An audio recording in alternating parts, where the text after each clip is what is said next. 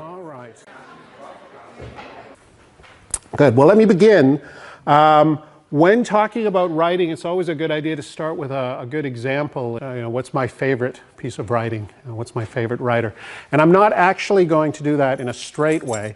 I don't think it's interesting for you to hear who I think my favorite writer is, or I don't think you need to know that. But what you do need to know about is my favorite book, certainly one of my favorite books. It's called How to Draw Hands. It's a wonderful little book. I think it's about 45 pages long, but has lots of very nice drawings of hands. And one of the things that those drawings do is they tell you that the author of the book, who did the drawings as well, knows what he's talking about. Right? He's written a book called How to Draw Hands, and in that book he's drawn a bunch of hands to show you what to do. Right? And one of the things he says is you're really only ever going to get good at this by practicing. I'm, of course, going to tell you exactly the same thing. And the thing I'd like you to think about for a moment is, what if we started tonight with you all taking out a piece of paper. You're not going to do this, but just imagine it. You all take out a piece of paper and a pencil, and you look at your hand. And then you draw it. You just sit there for 5 or 10 minutes, and you draw your hand. Right? Now, just giving you that instruction, which I think all of you understand. Right? All of you understand the instruction I just gave you. Right? Look at your hand and draw it. Right? Some of you will think, easy. I know how to do this. I do this all the time. I love doing this. I do this for fun at home. Right? And some of you think, that is one of the hardest things I can imagine drawing. Right? I'm not very good at drawing, and especially hands are just a nightmare. Really, really hard to draw. It's a little bit like I used to be, but then I practiced a little bit. Now I feel better about it.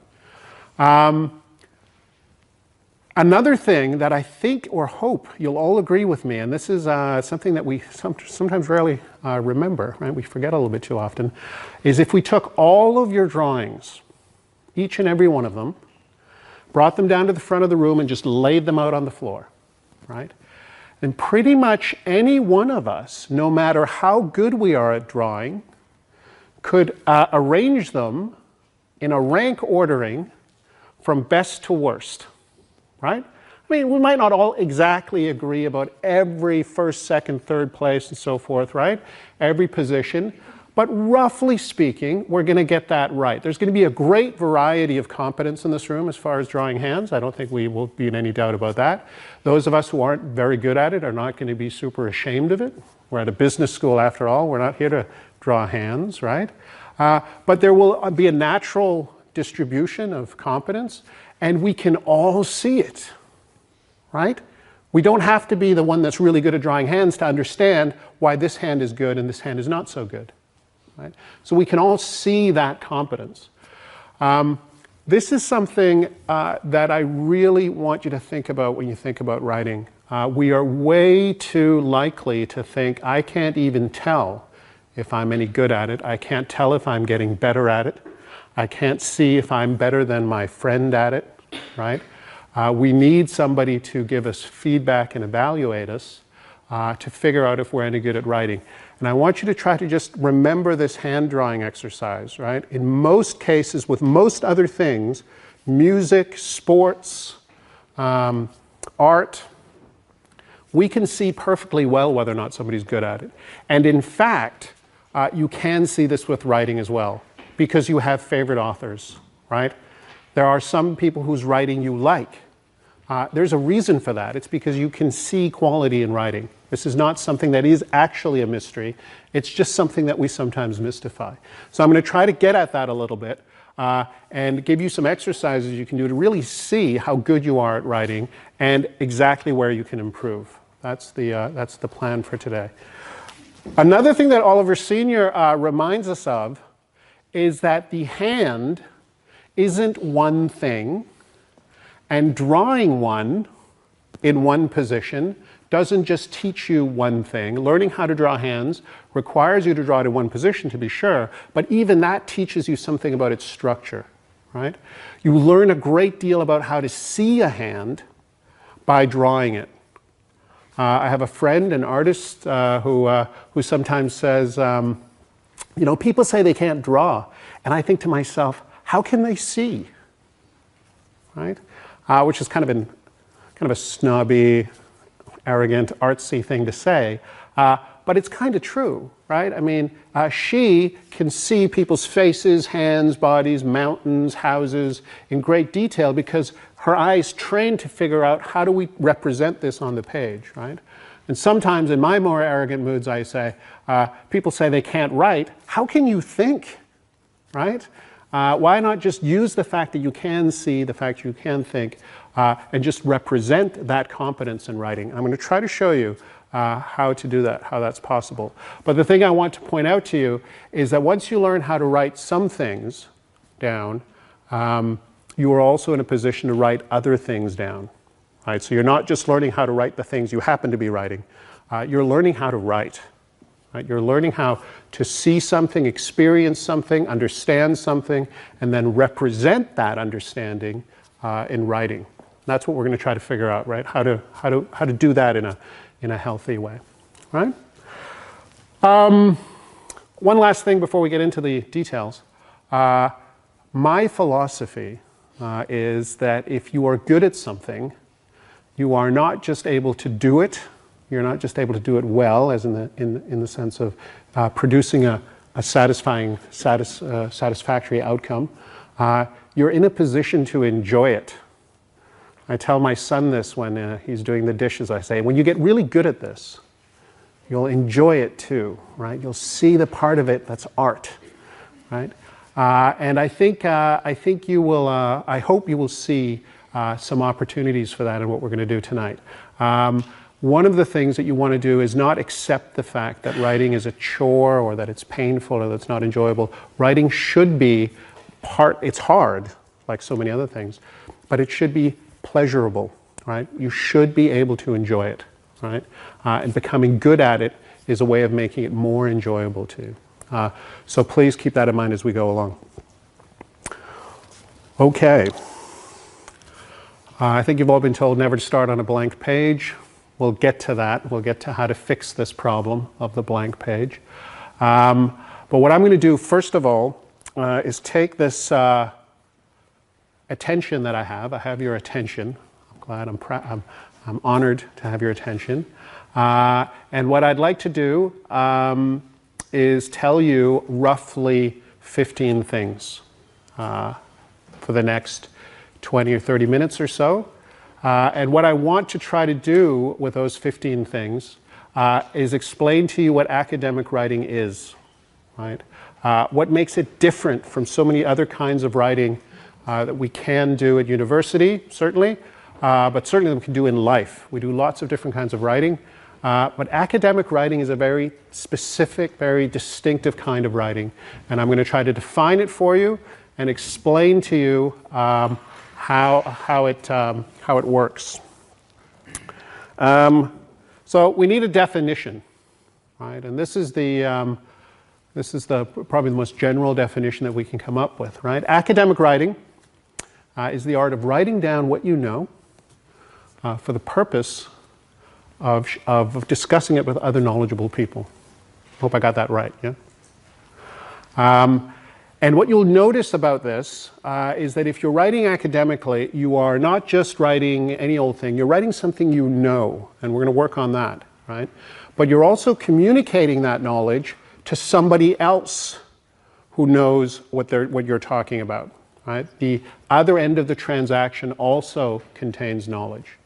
So what we really have to define is what is knowledge, what is this thing called knowledge, that is happening on both sides of the transaction that really defines what academic writing is, right? So what we want to do is find out what knowledge is. And more specifically, and I've been writing about this recently on the blog, what academic knowledge is. 'Cause sometimes we have a tendency to think, oh, that's merely academic, or that's just for school, and the real world will teach us the actual truth, right? And there's some truth to that. I mean, obviously, you're not going to learn everything in school, and there's lots of important lessons that are waiting for you outside of school. But one of the things I do insist on is that academic knowing has its own kind of dignity, right? It has its own worth, its own value. There's certain things you can learn in school and they're perfectly legitimate pieces of knowledge. They just happen to be academic, right? And what we're going to do, identify is what is an academic piece of knowledge, right? What's so special about it? My plan is to think of it as a competence, right? So I don't want you to think of knowledge as just something it's like a piece of property you own.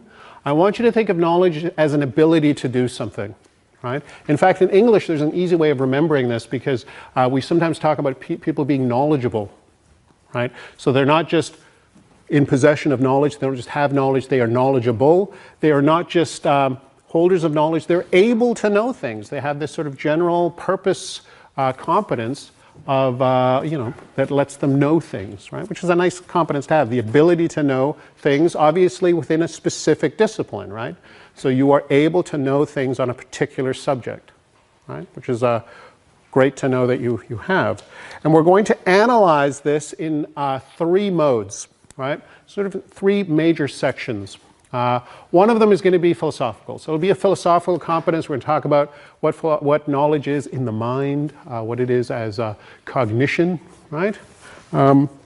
We are going to talk about what it is as a communicative skill. We're going to talk about being conversant. What does it mean to know something in the sense of being able to talk about it, right? And we're going to talk about, obviously, about knowledge as a literary competence, which is, say, the ability to write. Yeah? Certainly also, this should be natural, the ability to read. So you have a high degree of literacy within your subject area, right? You're better able to write about it than most people. You're also better able to read about it than most people, right? So there's a literary ability involved in knowing. And you have to remember that I'm going to try to pitch this to you in such a way that it's a package deal. Right? I'm going to try to say to you, you don't know anything until you know all 3 of these, right? Until you can do all 3 things. For academic purposes, you know something when these 3 competencies are in place. And they are, broadly speaking, the ability to make up your mind about something. Very good way of putting this is, let's suppose we give you some case materials or we give you some a data package, right? Or we throw you out into real-life experiences, into an actual situation.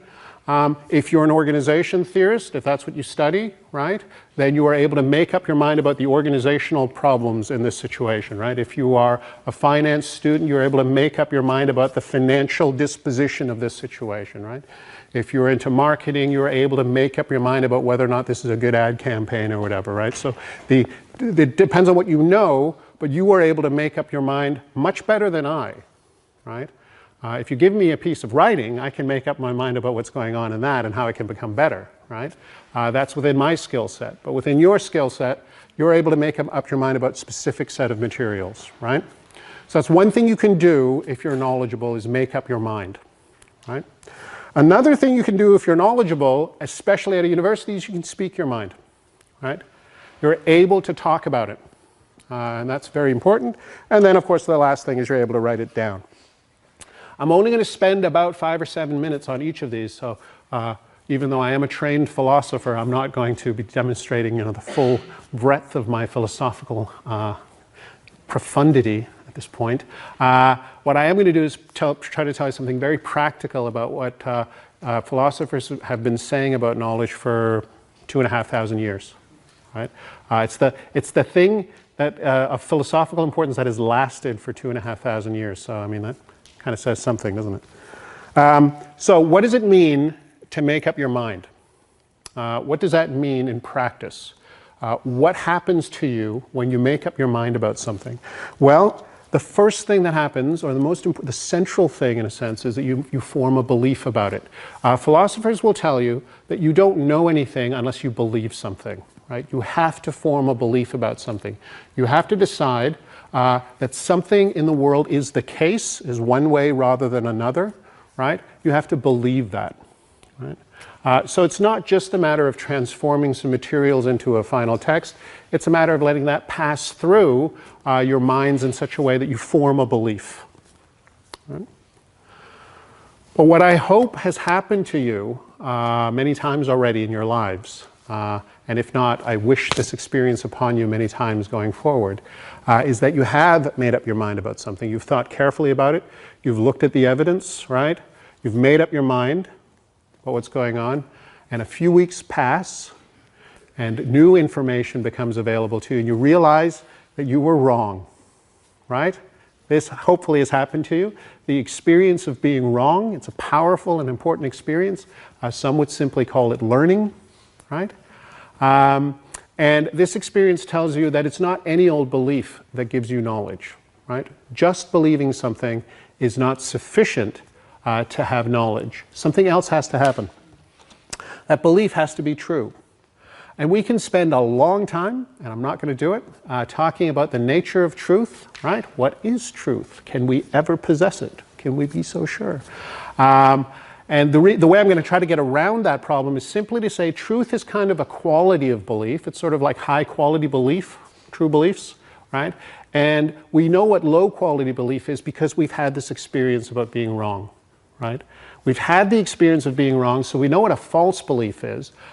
Truth is kind of the opposite of that, right? So truth is what we're going for when we're trying to believe something, right? We want to make sure that we form our beliefs so that they're more likely true than false, right? Now, some would then say, isn't that good enough? What if we just have all the true beliefs? Isn't that our knowledge, as far as mental state goes, right? And there's a little insight here that I can maybe best make clear in this way. Hopefully some of you will be forming opinions, beliefs about me tonight, because I'm going to ask you, I'm going to try to get you to do things, right? So I'm going to say, you have to do these activities, you have to practice and so forth, right? So, good question, am I trustworthy? Am I to be trusted in my advice? And in the break, maybe you'll talk about this. You'll say, I think he can be trusted, and I think I'll do it. And others will say, no, I don't trust him. I'm not going to do these things. They seem like they will harm me, right? Hopefully, if there's disagreement about this, you'll ask each other to explain. And some of you might then say, which is perfectly natural, I don't trust him because, didn't you see, he has a beard. And bearded men are not to be trusted. Some of us know this, right? And I hope you know, and I hope you know what the name of this is for that kind of belief formation, right? Now, it may be true in this case. It may be true that I'm not to be trusted, right? But even if it's true, what is Thomas is not to be trusted because he has a beard? What kind of reasoning is that? What do we call that? It's a prejudice, right? And it's a famously bad way of forming beliefs, right? We don't want to form beliefs on the basis of prejudice. We want to form belief on the basis of sound reasoning. We want to have good reasons to believe, right? And so that's what philosophers will say. It's not good enough that you have true beliefs because they may just be accidentally true. They may be snap judgments that you just lucked out on, and so you happen to be right this time. What we want to make sure is that you have justified true beliefs. And this is the classic definition that has lasted, like I say, thousands of years. It's kind of a starting point for discussions about what knowledge is. It's never the full story, but it's certainly a good place to start.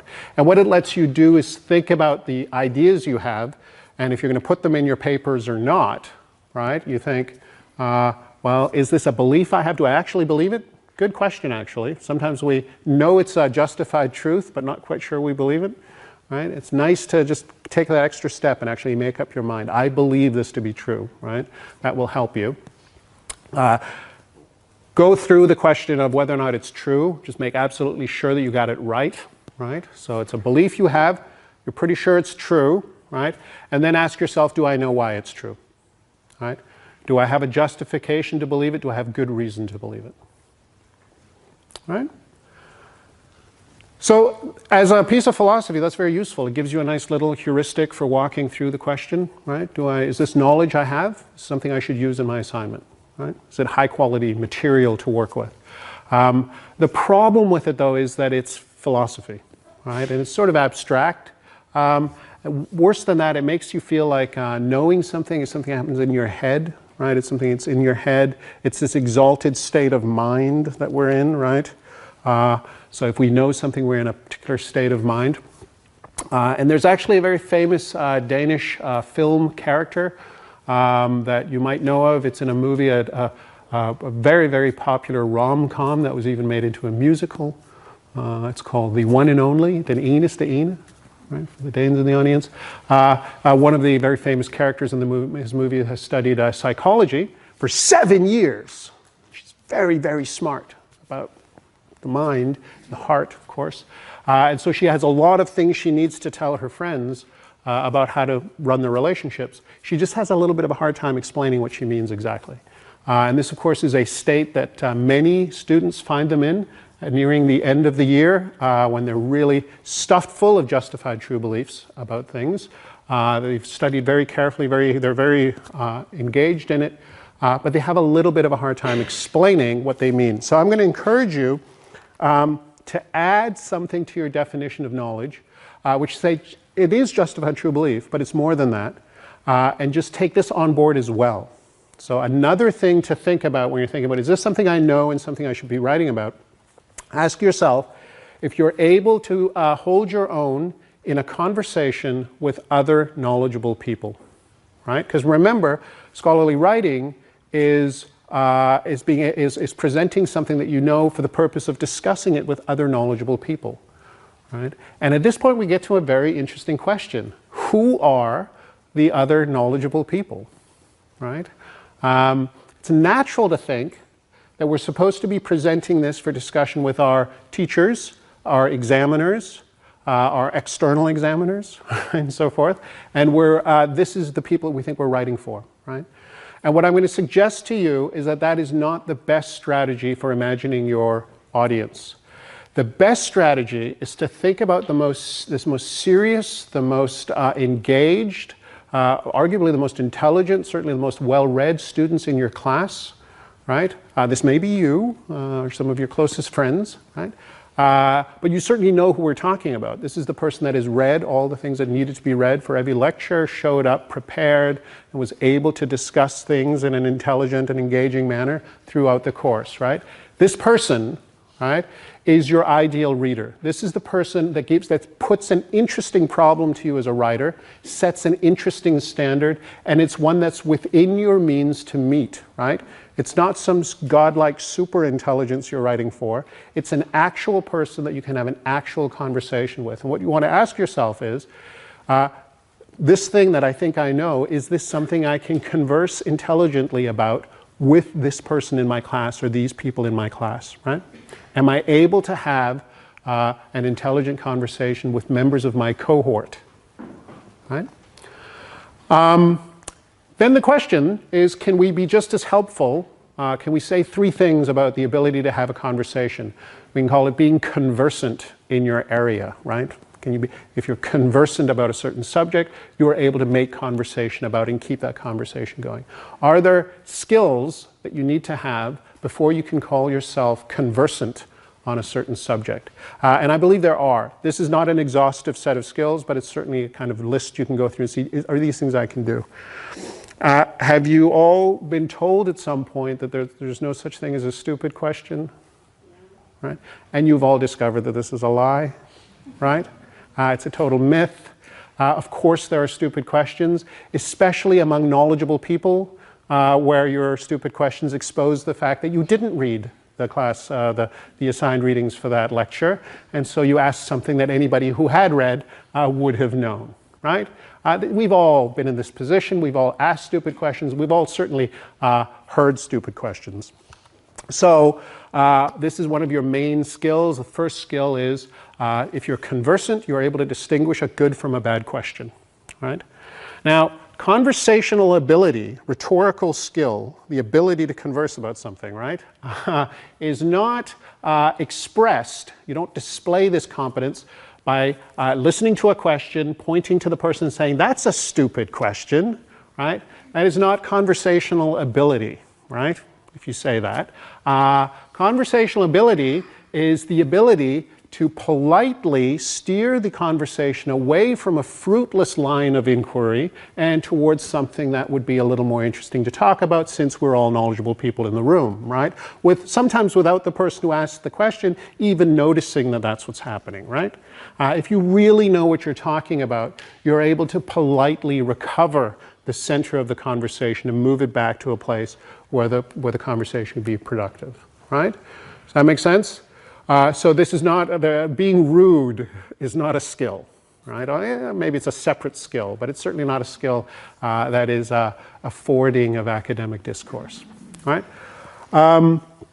So sort of on a similar line, once you've decided that you are actually able to distinguish a good from a bad question, and you're able to manage that situation when it arises, so you recognize a good question, you deal with it appropriately, you recognize a bad question, you deal with it appropriately, then you'll also notice that among knowledgeable people, there is kind of a shared sense of humor. Knowledgeable people find the same things funny, or perhaps another way of putting it is knowledgeable people are able to see the humor in certain things that others aren't, because they understand the frame of reference, right? So they have a frame of reference within which certain things are funny. Perhaps the most kind of caricatured example of this is the American sitcom The Big Bang Theory, which is about physicists. They have a lot of fun making jokes with each other that not even the television audience gets, of course, because to get the joke you have to know the speed of light to within 2 decimal points of accuracy or something, and then it's very, very funny what they just said, right? This is something that you also have. You may not even have noticed that you've developed this, but you have all developed this as part of your studies. You are able to make fun of things that your family doesn't understand why it's so funny, right? That's knowledge, right? And if you want a kind of a structural explanation for this, kind of a literary explanation for this, remember that the shared knowledge between the sender and receiver defines the boundary to the absurd, right? So it's only something, a statement is only absurd relative to what both of us know. And so that's where the humor comes from, right? Is that I know what you know, and so if I say this, haha, it's funny, right? Good, I hope that all makes sense. Now, I'm not telling you you have to write a whole bunch of jokes in your papers, but I am saying that this is part of what makes writing fun and interesting, is that you know what's funny, right? You know how to be witty, and wit is certainly a better part of intelligence, right? This brings us to a serious, perhaps the most serious moment of the talk this evening. We have to talk about this. There's no way around it. We live in an age of controversy. We live in an age of very heated debate, an age of outrage. There's lots of things to be outraged about, so I understand. There's also lots of media in which to be outraged, right? And our expressions of rage and outrage and opinion in these media are at this point able to get us into all kinds of trouble. Within a community of knowledgeable people, you have to remember that there are things that are not okay to say, right? There are things that, just like a stupid question kind of reveals your ignorance on a certain subject, there are other things you can say, and they vary from discipline to discipline, from community to community, right? There are things that if you say them, they reveal your malevolence, right? Your ill intent. They reveal you as somebody who is not the right kind of person for this line of work, right? And that is, of course, a little bit frightening, right? It's certainly disconcerting, and I think we should take it very seriously. However, I am not telling you this to warn you away from it, right? It is a warning. But I'm not telling you this in order to make you afraid and worry about saying the wrong thing. There's another cultural figure that I think we should remember at this point. She's been around for quite a long time. Her name is Ronja, the robber's daughter, a Swedish heroine of great bravery and cunning. She reached a certain age. She was a child. She is the robber's daughter. She was living in a wonderful castle in the woods, and at a certain age she was allowed to go out into the woods and experience life for herself. Her father, being a loving father and very concerned for her safety, said, you must be very careful down by the river. It is dangerous there, right? Be very careful down by the river. You must be very careful by the abyss of doom, which, as the name suggests, is a dangerous place. So what does she take from this? Does she stay well away from the river? Does she stay well away from the abyss of doom? No, no. She goes right down to the edge of the river and takes great care there. She's very careful. She goes right up to the abyss of doom, jumps across it and back again, but very, very carefully, right? This, I think, is a model for how to explore the dangers in the forest of discourse, right? There are certain things that are dangerous. There are certain things that can, in a sense, risk your relationships to your readers and your discussants and so forth, right? The people you're talking to. But I encourage you to be charitable to each other, right? To be kind to each other. Let each other make mistakes, because there is such a thing in discourse as a constructive provocation. There are some conversations that have to go through controversial territory in order to emerge from the other side with both parties to the discussion still friends, right? But now smarter, right? And just like politely dealing with a less than intelligent question, right? It's not conversational skill to just take offense, right? It's also not conversational skill to just cause offense, right? But to use offense to some end and move through it constructively, that's an art. And it's an art that's worth developing, and so it's worth developing at school, right? So I'd really encourage you not to stay away from that for this simple reason that you need these skills. That said, I have to say it's at your own risk. These are dangerous times, right? So these are things you also have to talk to your teachers about and talk to each other about. How are you going to navigate this discursive space in which political incorrectness actually means saying the wrong things can have career consequences, right? Which is exactly why it's worth taking so seriously, right? And like I say, there are different things in different discourses, different things in different disciplines where this applies, so I can't really guide you on specifics, right? I can just say, the river is a dangerous place, right? The abyss of doom, right? Good. We can also, of course, talk about that. I hope you all know people in your classes that seem very good at making up their minds and very good at speaking their minds. Very good at forming opinions and expressing them and having discussions and so forth. Some of them, I can tell you, have a challenge when it comes to writing it down. And for this reason, I'm going to suggest that you don't tell yourself and you don't tell your friends, you don't tell your family, you don't tell your teachers, I know this, I just can't write it, right? I just can't figure out how to write. I know it, I just can't figure out how to write it down. What you want to do is say, until I know all three of these things, until I can make up my mind about something, I can speak my mind intelligently about it, and I can write it down, I'm simply not going to claim I know it, right? For academic purposes, I need all of these three pieces of my knowledge competence, my knowledge ability, right, to be in place, right? And once I feel comfortable in this way, I'm going to proceed, right? So the question now is, can I describe this part as clearly as I hope I've described the other two parts, right? And then create some synergies between this so you can use your mental and communicative abilities in your writing, right? That's my goal for the next little while. Here we go.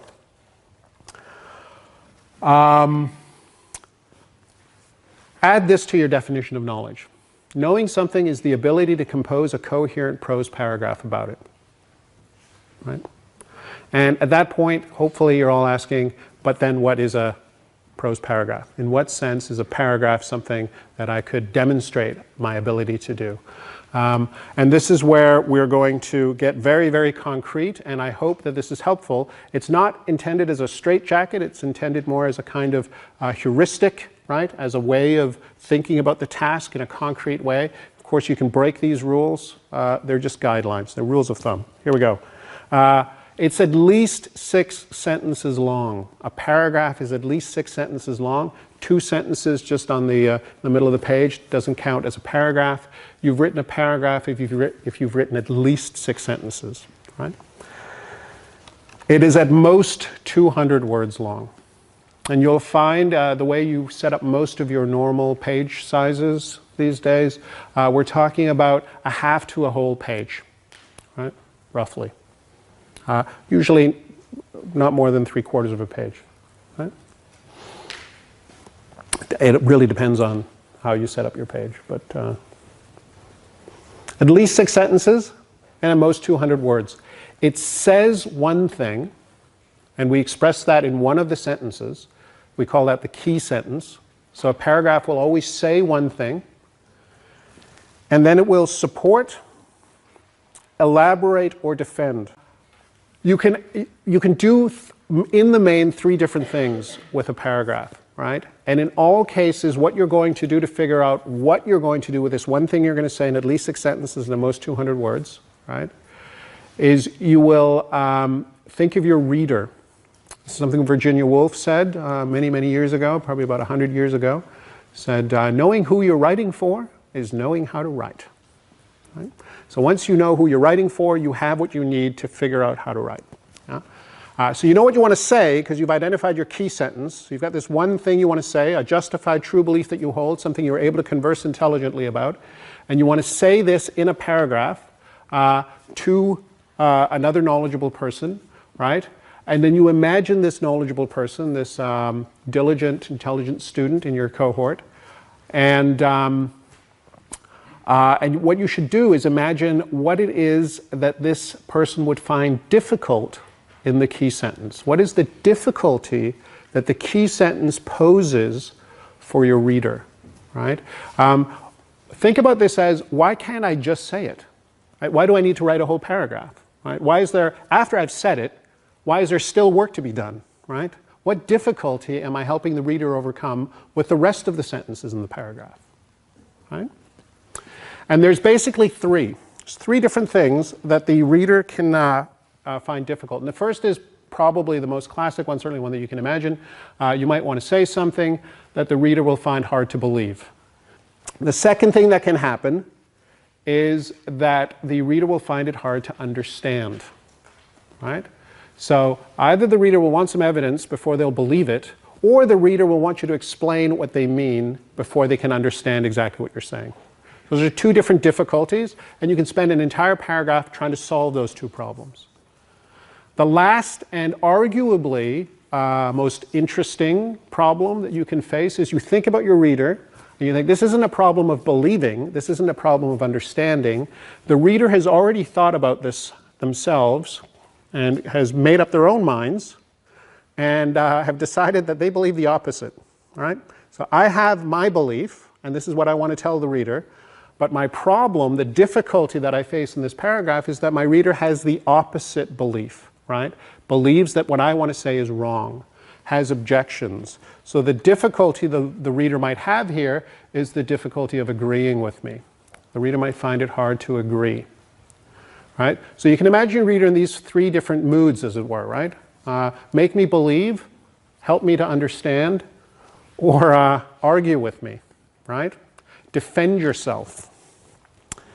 And in each case, you then have a task. Pretty straightforward task.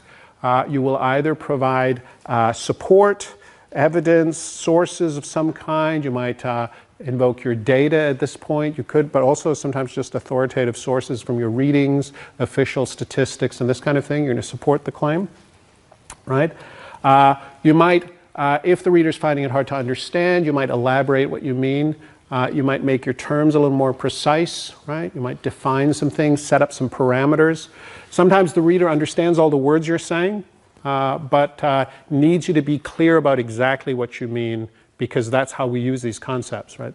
Once you use this kind of concept, you're going to have to say exactly what you mean, right? If you're going to talk about organizational culture, do you mean Shine's 3 levels, right?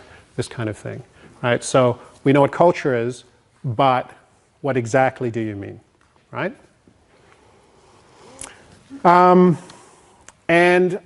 we get to the last problem, which is to get the reader to agree, in which case you're going to have to defend yourself. You're going to have to defend your position, usually by engaging with the reader's objections. And part of knowing your reader is knowing what sorts of objections the reader might have, right?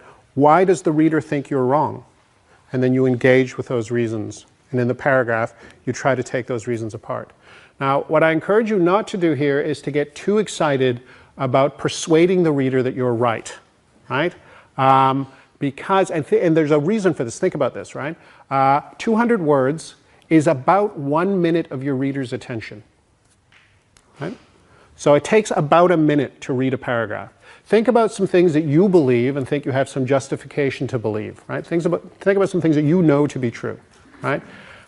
If you give me 1 minute of your time, do you think I could persuade you otherwise? Would that be enough, right? Is that enough time to take something you have good reasons to believe is true and change your mind on that? In only very few cases. There are some cases where I think I have the magic fact that if I tell you this fact, it will change your mind, right? But it's very few cases where that will be the case, right? So what you'll normally do is just spend that minute of your reader's attention positioning the disagreement in a larger argument, waiting for it, in a sense, to resolve itself when all your other arguments add up, right? Maybe the reader will just decide, it doesn't matter. It sounds like whatever you think, that's fine. You think that, you seem to have good reasons. You understand my reasons, right? You respect the disagreement, great. So I can let it stand and we're going to move on, right? So it's not always the case that you will, and in fact it's rarely the case that you will win that argument in the paragraph where you're dealing with it. But you will be defending yourself, right? I hope all that makes sense. We've just learned a very important fact about the paragraph, which is that it takes a minute to read. It's a minute of your reader's life that you've constructed. One of the things to keep in mind about that minute is that you, as the writer, have decided exactly what happens to the reader throughout that minute. And what happens is this word, then this next word, then the word after that, and then the next word, about 183 words altogether, will pass through your reader's mind as you decided they would, right? That's your job as a writer, is to decide which words will pass through the consciousness of your reader, right? And now we come to, I think, the most important thing I'm going to tell you. I hope this is the thing that will stick or somehow crystallize everything into a larger whole, right? Because the paragraph is a minute of your reader's attention, right? And you are all knowledgeable people, so you could all write down 3 or 4 sentences that you know to be true, right? You wouldn't have gotten this far in your studies if you hadn't acquired some justified true beliefs. So you could write down some sentences that you know to be true, right? Suppose in a couple of weeks you come to my office with 3 paragraphs that support, elaborate, or defend these 3 truths you write down today in this room. Would that prove to me that sitting here, as you do right now, that you knew those 3 things? It's a rhetorical question. You know the answer is no, right? The answer is no, you wouldn't. Because it would only demonstrate that if you write down 3 things today, and I give you 2 weeks, then you could learn those 3 things in 2 weeks, right? And there are hundreds of things that if you don't already know they're true, if I give you 2 weeks and a pretty good reason, like a degree, then you could learn them, right? You could undertake to learn them, right? If you were properly motivated, you have the intelligence and the means and the background to learn these truths. So in order to make it a test of whether or not you know something right now, we have to put an interesting time limit on the ability to compose a coherent prose paragraph about something before we say you know it, right?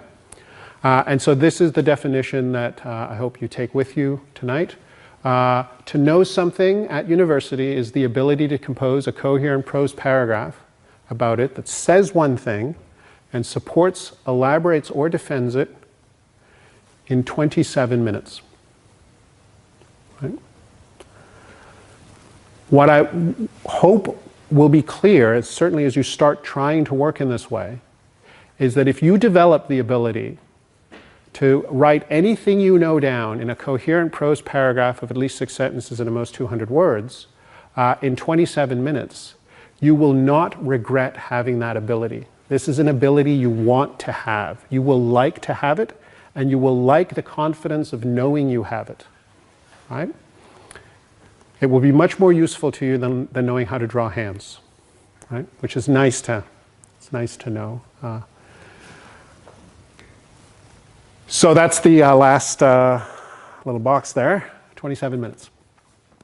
Now some of you will say 27 minutes seems like a long time. I encourage you to try 18 minutes if you like. That will be useful to you to know that you can write in 18 minutes as well. And of course those numbers mean something in the sense that 18 minutes plus a 2-minute break is 3 paragraphs an hour, and that's nice to know. 27 minutes plus a 3-minute break is 2 paragraphs an hour. That's also nice to know, right? For planning your work, right? If you know you can write 2 paragraphs about something you know an hour, right?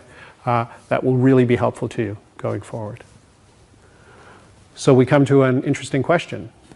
How do we become good at writing a paragraph about something we know in 27 minutes? Right? How do you think?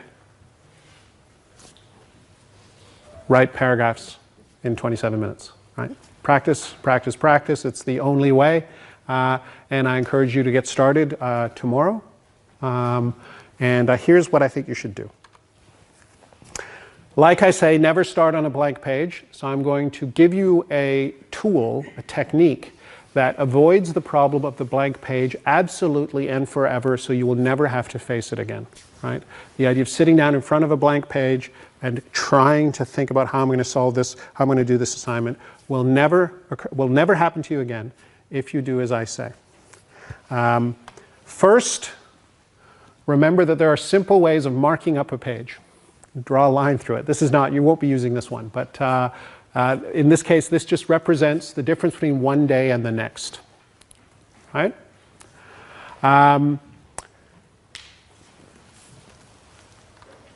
For example, Tuesday and Wednesday happens to be today and tomorrow.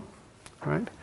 And then remember that every day comes to an end. Every day of work and study comes to an end. And I've intentionally put those lines not at the very bottom of the other line, because it should not come to an end the moment you put your head on the pillow and start to sleep. Your study day should come to an end well before you go to sleep. I recommend the late afternoon, early evening, say around 6:30. Right, would be a good time to say, I'm not going to learn anything more today, right? My learning day is over. I'm not going to acquire any more justified true beliefs. I'm not going to become a wittier conversationalist for the rest of the day. In fact, I may get less witty as the evening wears on. This sort of thing, right? Just you relax about learning. At some point, some arbitrary point, you decide I'm done for today. And at that point, you decide on a key sentence and a time to write tomorrow. Right? So you decide on a key sentence, and I encourage you to take no more than 5 minutes to do this. At the most 10 minutes if you're really struggling to come up with something to write for tomorrow. Right? And express this in a sentence, not like a word or a topic or a question, but a sentence you know to be true, right? And this is going to be the key sentence of a paragraph that you will then write tomorrow, working for 18 or 27 minutes, right? Some of you can already see how this can work later on, because if you decide on 2 sentences the day before, you can give yourself 2 paragraphs to write tomorrow, right? And you can go on in this way. At a certain point when you have to write a lot, you could say, come up with 6 sentences the day before, right? And then write for 3 hours with nice 3-minute breaks. Then you're done for the day, and you've written, between 1,000 and 1,200 words probably. right? There's little tricks to this. Some of you will think this is wonderful because I can learn all day and then I can write down some key sentences at the end of the day and then I can write the paragraphs tomorrow and then that's done, right? Then I've got learned and it's already written down, good to go, right? I'm not going to encourage you to do that. Most of the learning that you do in the course of a day has to do with making up your mind about stuff that you will discover soon enough to be wrong. Right? Tomorrow you will discover that you've made up your mind and you didn't get it quite right. And so you're still learning, right? So the thing that you should do is make sure that the thing you're deciding you're going to write down as something you know tomorrow is something that you came up with before the weekend, right? So it's something you already knew to be true before the weekend. But at the end of today, after I've learned a bunch of other things and studied a bunch of other things, I'm going to look back to what I knew last week. And last week, I'm going to, and then I'm going to write that down tomorrow, right? Things that I knew last week. That make sense? There are some things that can happen, of course. There are some things that can go wrong, as I imagine you can imagine. So you plan to write at 8 o'clock in the morning, for example. And you've got your key sentence ready and you sit down and you type in the key sentence. This is a very good thing to do right at the first thing, right? So at 8 o'clock, exactly 8 o'clock, not 7:58, not 8:03, but exactly 8 o'clock, you start typing. And you know what to type because you already have a sentence.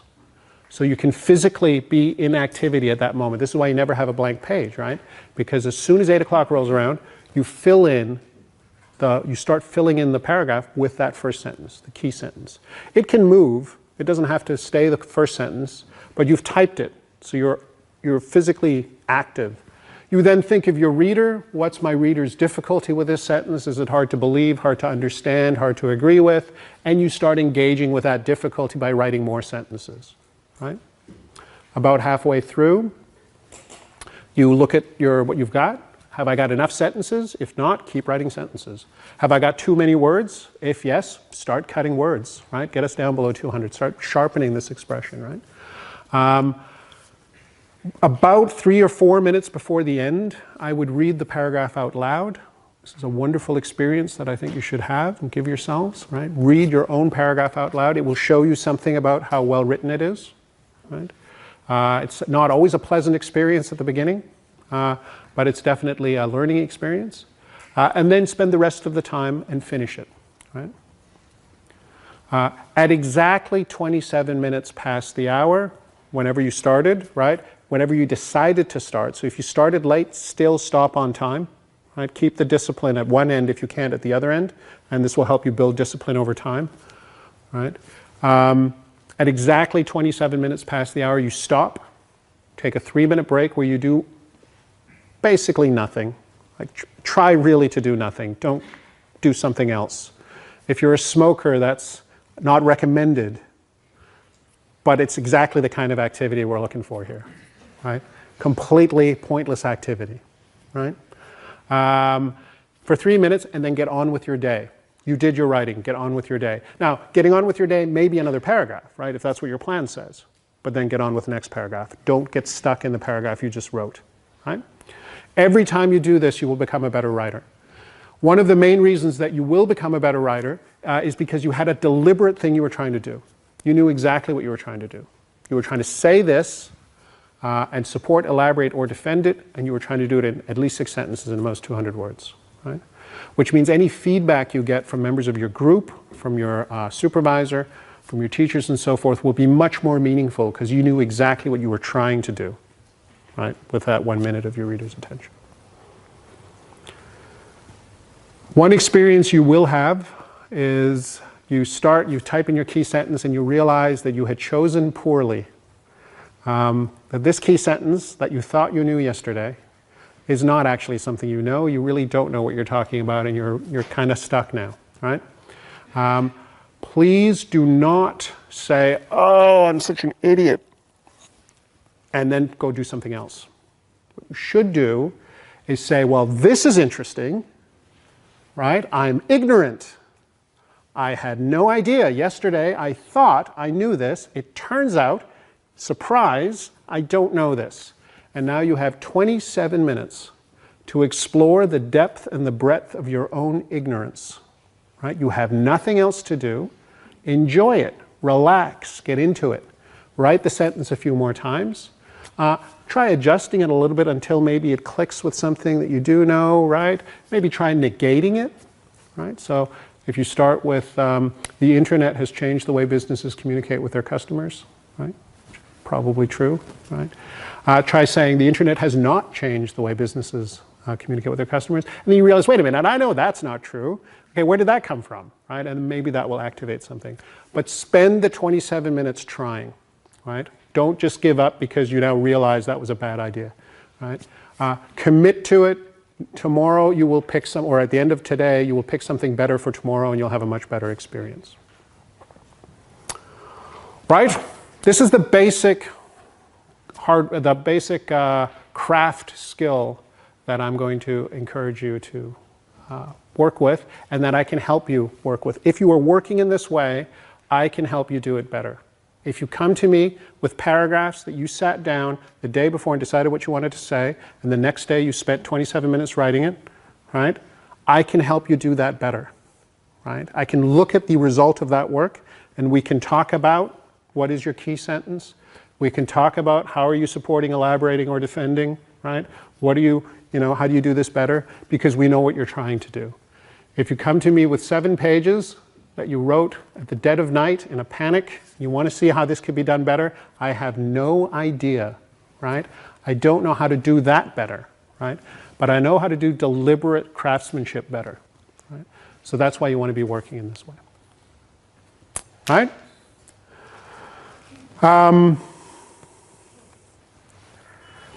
So I have to finish. And then, like I say, well, it'll take maybe 5 minutes more. And then we'll take a 10-minute break. And then whatever questions you have, if you want me to elaborate and expand on certain things, I will do that. And I'll tell you a little bit about the workshop that we run to train all of these things and develop other kinds of skills. Right? Does the name Uri Geller ring a bell for any of you? Uri Geller, a spoon bender. He was able to bend spoons with the power of his mind. This is actually a recent picture, but he was a very big deal in the 1970s. He's aged well, which I guess you would if you had that kind of ability. Of course, there was some controversy about this ability. There were questions about how he did it. But he was, at the time, in the early 1970s, very, very persuasive, and he'd even persuaded a lot of scientists that he had this ability. Don't worry, I'm not going to rob you of your faith in him if you happen to have that, right? I don't know for sure one way or the other. But one thing that did happen in the 1970s was because he was so famous, he was invited on The Tonight Show. And at the time, it was hosted by a man named Johnny Carson.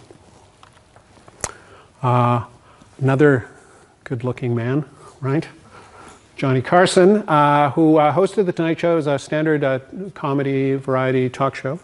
Now, Johnny Carson, it has to be said, was not just perhaps the greatest late-night TV host of all time.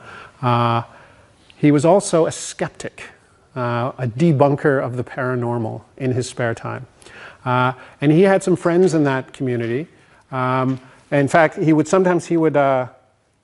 make fun of mentalists and so forth. This is Karnak the Magnificent.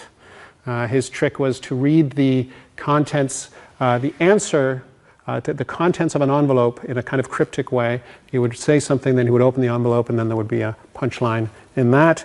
But he was a mentalist. He could guess the contents of an envelope. He has a friend named James the Amazing Randi. Again, a recent picture. And who's a very famous debunker, again, of the paranormal, and a magician. And this is key, because what Randi is able to do was to advise Johnny Carson on how to set up a situation in the studio where magic tricks wouldn't work, right? So if Uri Geller's spoon-bending wizardry was in fact a trick, then under these conditions he wouldn't be able to pull off the trick, at least according to James Randi.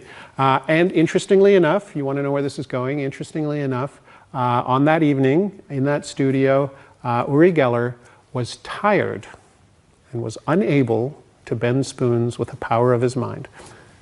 Happens to the best of us, right? Sometimes we're tired. And in fact, Randi would grant that as well, right? He would say, you know, I don't actually know how he does it, right? But if he's using his mind to bend those spoons, he's doing it the hard way. That is a point that I want you to take with you this evening. You probably think that you should use your minds to write your papers, right? But what I want to try to say is that is as silly as thinking you can bend spoons with your mind. You should use your hands to write your papers. And what you should do is use your minds, your creativity, your curiosity, right, to get smarter, to acquire justified true beliefs, wit, humor, good questions, courage, right? You should use all those things to become smarter. And then you should train your hands to write down what's on your mind, right? And you do this one paragraph at a time, 27 minutes at a time, right? Because writing is the ultimate magic trick, right? All the good writing you've ever read, you've been impressed and maybe even kind of in awe of it, because it feels like the ideas are flowing out of the writer's mind into your mind. Like in a, you know, just 1 minute at a time, one idea at a time, it's all coming in there very nicely. You think, how wonderful if I had this ability of just being able to kind of let ideas flow out of my mind and into somebody else's mind. These writers must be fantastic that they can do this. They're magical. But of course they're not magical. They have concealed most of the process from you. In fact, they've taken at least 27 minutes, probably 27 minutes times several times, stabs at it, right? Figuring out the perfect order in which to put these words, so that the 1 minute that you experience it, right, feels like this wonderful epiphanal kind of moment of communication, right? And then they hide that trick from you and pull out the bent spoon at the opportune moment, and the key sentence then is lodged in your head, right?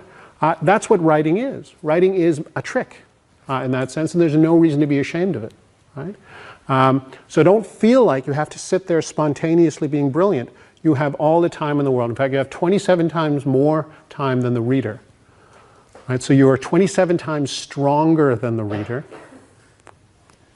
One way I like to put this is that the reader's kind of with you, but you're working in real time and they're there in slow motion. What does that remind you of? Has anybody seen the very, very legendary science fiction movie, The Matrix? There's a very famous special effect in this movie because the superheroes know that reality is just an illusion. We're just all a computer simulation.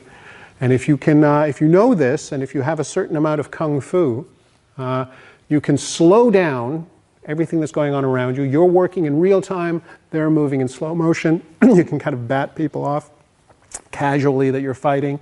If somebody shoots you, you can just sort of move out of the way, the bullet flies by.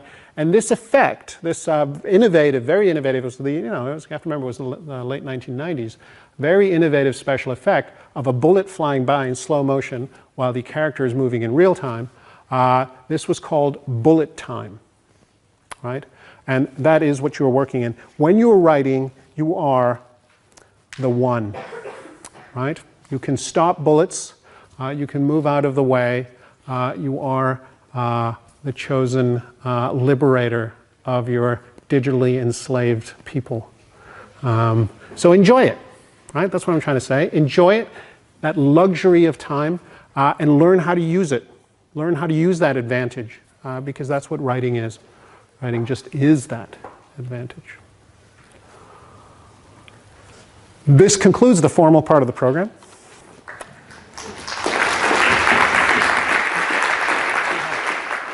Right?